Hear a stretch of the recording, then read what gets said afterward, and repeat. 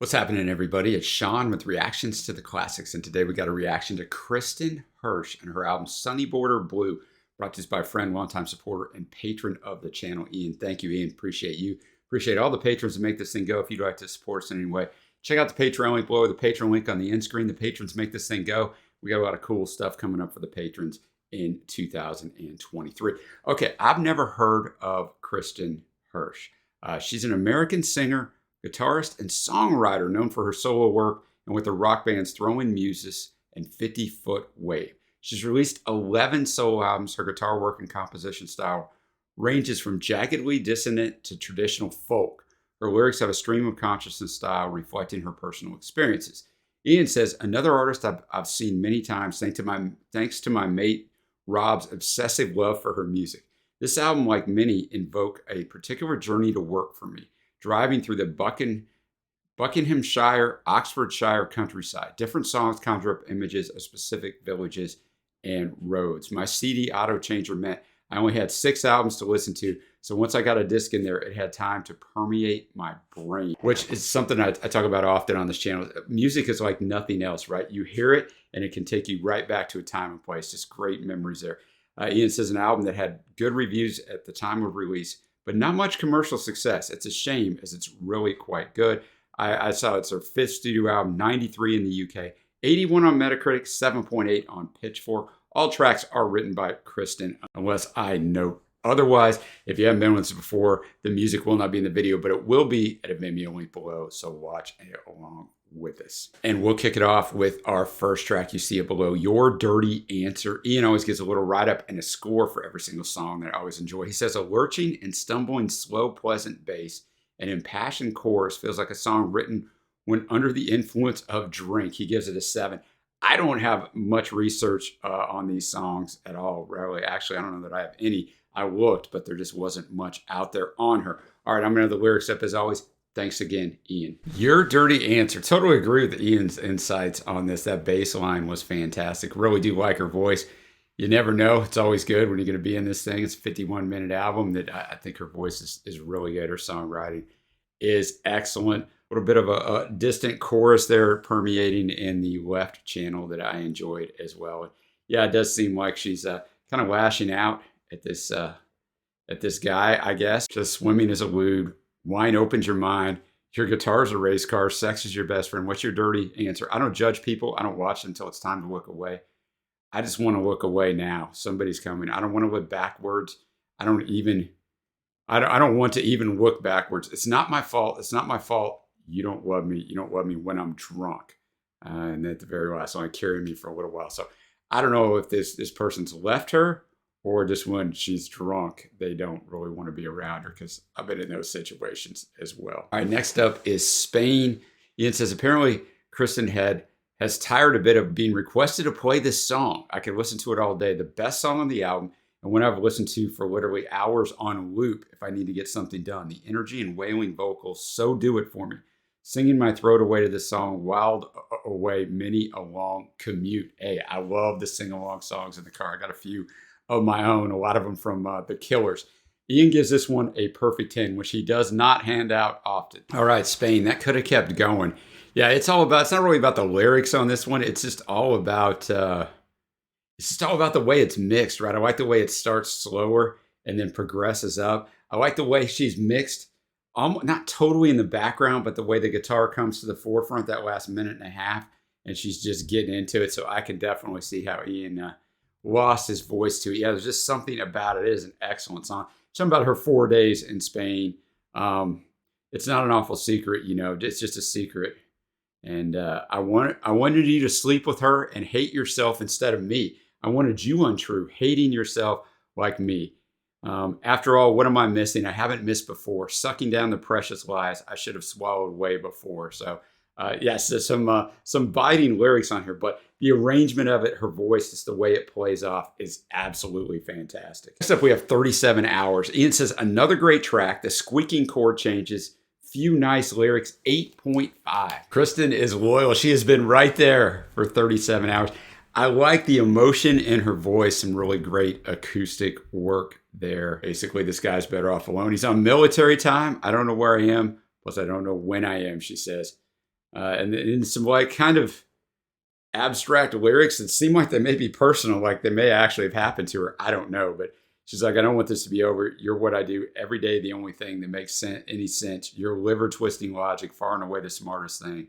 So I don't know, but she ends with, I've been right here for 37 hours. So this might have a little bit of personal, because she talks about swimming and dropping a cigarette in her shoe and some things that, I mean, maybe she just wrote it, but could be a little personal. Next up, we have Silica. Ian says, distorted vocals and guitar and more wailing, interesting step changes, and cool retro indie, 7.5. Silica, nice tune as well. I think really good vocals, great guitar work here. I mean, I don't know, exactly what the song is about, what the ache out spread it around. You want her to fly in, you want him in.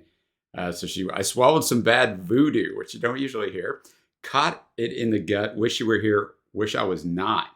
You hear someone wanting you, how can I fume and be bursting with kindness? And so there are some like clever lyrics in here, even if I don't know exactly what the song is about. But, we're 4 songs through now, and I think you're either going to like her or you're not going to like her. And if you like her, you're going to like every song. I mean, I'm already thinking like of my favorite tracks. It's going to be a little hard to choose because I just like this sound. Now we're going to go to Williams Cut. Ian says, a calm song that gently builds, never fully resolves for me, but still a good track, 7.5. There we go, Williams Cut. Once again, powerful, emotive vocals. Great acoustic work so far as we're 5 tracks into this thing throughout the whole album. I think that the song is basically, she kind of lost all her friends because she's chasing either William or more than William, just these other guys. And you separate the good guys from disaster, it's even sadder. I lost every hope I ever had because I like it too much. I like it too much. I like it. And junkie hearts are broken. She's addicted to these bad relationships. And now she looks around and she has no one. So some clever songwriting once again. Now we'll go song number 6, Somersault. Ian says, bit shouty in places, but the looping ending is pretty cool. All right, 7.5 again. All right, Somersault. Something hypnotic or mesmerizing about the la la la la. It really does stick in your head as it kind of ramps up there.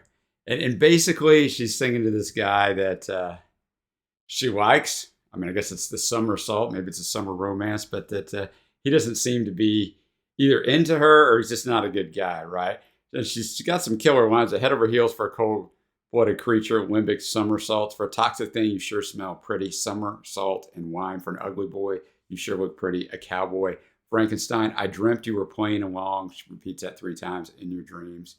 And, I mean, just kind of like going on from there, but the la la, it really does stick in my head. So I thought that was a very well arranged song. Next up is something none of us want. We got Trouble. It's actually a cover of a Cat Stevens song from 1970. Ian says, an epic song starts out scaling it back from Somersault. Lovely guitar work with dramatic pauses. He gives it a 9.0. At this time, Cat wrote this. Cat was in the hospital for basically a year, right? He had tuberculosis, and back then, well, even now it's not great, but back then, and it was 1969, 1970, it really wasn't great. He thought he was going to die, and he wrote several songs while he was in there, inspired by, laying there in his hospital bed, not being able to do anything else. And this was one of those songs. Trouble. That was a brilliant rendition of that song. Her vocals are absolutely tremendous, man. That's her best vocal performance on this album, and I would find it hard to believe that we're a little bit over the halfway mark now that she could top that. That was fantastic. Ian pointed out the pauses, but the guitar work, but just a fantastic vocal performance. Like, you feel it. You feel that trouble, talking about trouble won't leave her alone. I mean, the songwriting on here is fantastic from Cat because it's from a personal experience where this guy thought he was going to die. But trouble, oh, trouble, move from me. I have paid my debt. Now won't you leave me in my misery? Trouble, oh, trouble, please be kind. I don't want no fight, and I haven't got a lot of time. Like, you have to feel that, man. If you're going to sing this song, you got to feel it. Obviously, Cat felt it because I'm sure every time he sings it, he harkens back to that time laying in that hospital bed. But you can feel it with Kristin, man. That was a fantastic song, a great little surprise in the middle of this album. And now we're up to Candyland. Most of us played this as a kid, but I don't think that's what she's talking about here. It says, a rolling and discordant song that draws you in. Vocals almost have a childlike quality.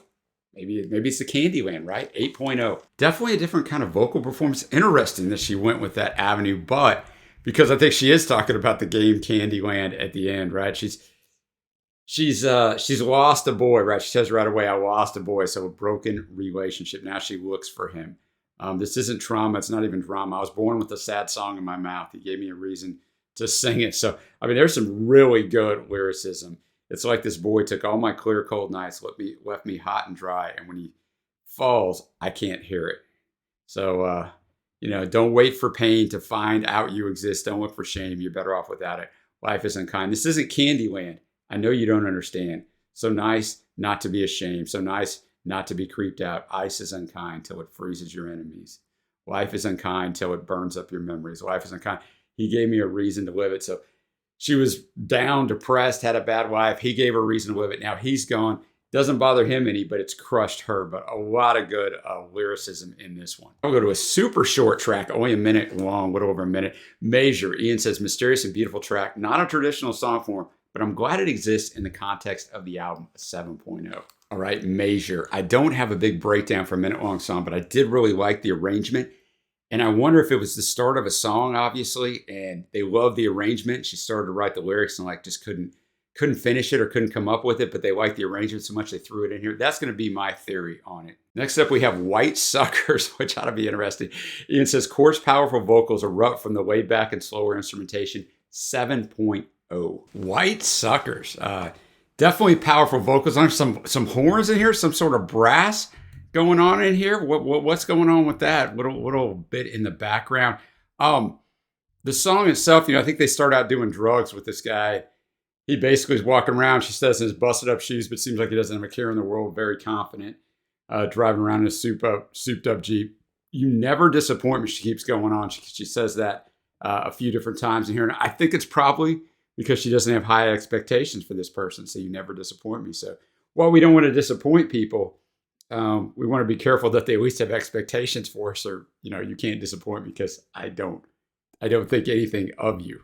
So, well-written song again. All right, we got 3 tracks left. Next up is Ruby. Ian says, not sure what this song is about. Keeps it interesting with a few tempo changes. 7.0. Ruby. I also have no idea what this song is about, which I knew I wouldn't. I was just challenge accepted, Ian. I'm going to figure it out. No, man. I don't know, man. It could be, I don't know. I don't even know what it could be. You think it's one thing? Is she in the hospital? Some sort of veiled way she's in the hospital? Is she at a homeless shelter? Is she back at home? I don't know, man. But I did like the tempo changes. I thought that was interesting. The song almost completely stopped halfway through, so it did make you kind of go, okay, what's going on here? All right, we got 2 tracks left. Flip Side. Ian says more of the same, but thankfully the same is great. Gives it an 8.5. All right, Flip Side. I think she's doing drugs with this guy, right? And now he's left, and she was really into him. So I don't know if she's on a bad trip now. I don't know. I could be wrong on all that, but how dare you save my life, then try to break my heart. You make alone so lonely, makes me want to fall in love with everything and float above the ground. These days I do the same, commit the same damn crime. If I'm not filling out the flip side, maybe I'm supposed to be here. Maybe you're supposed to be here too. Holy floating, we're holy floating, holy floating. I think I'd rather be on the ground than flying. So I don't know. I mean, and then she says, we're still effing up in a healthy way for now, and my feet don't touch the ground. So maybe it has nothing to do with drug use. Maybe she's just, when she's in love, she's floating, but now it's painful, so she'd rather be on the ground. I don't know. Going to finish off here with Listerine. Ian says, stonkingly good song to end up the album. Almost a schizophrenic stereo song. Lovely lyrics here, 8.5. All right, let's finish this thing off. Listerine. Much different than most of the tracks in here. Much more electric and instrumentally pumped up. It reminds me a lot of the first track in the bass line, right?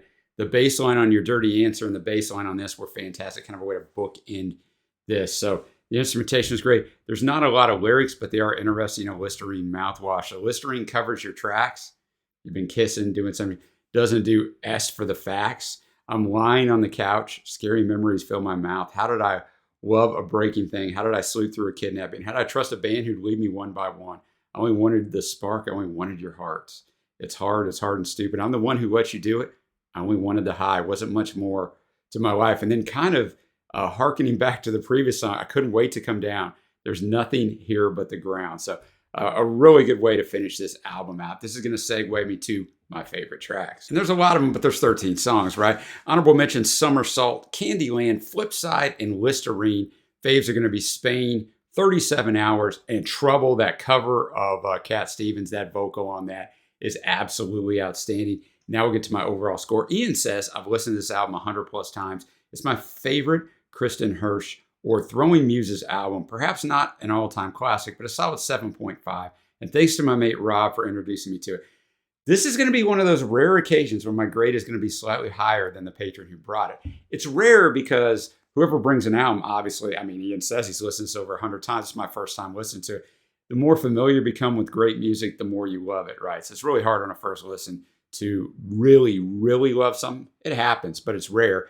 And if you're watching reactors who every time love everything, it's not really genuine, but if that's your thing, more power to you. But I'm going to be at a 7.75 on this, a little bit higher than Ian. I really liked, I thought the acoustic work and the instrumentation was well done, but I really liked her songwriting. I thought her voice sounded fantastic. And like I said about halfway through this, if you like this kind of music, you're going to really like this album. If you don't, you're going to hate it because, I mean, it all sounds like this in a very good way. So thank you to Ian for bringing this. Let me know what you guys think of this down below. What were your favorite tracks? Anything else I should check out from her? Like I said at the start, she's got 11 studio albums. All right, guys, until next time, I will see you.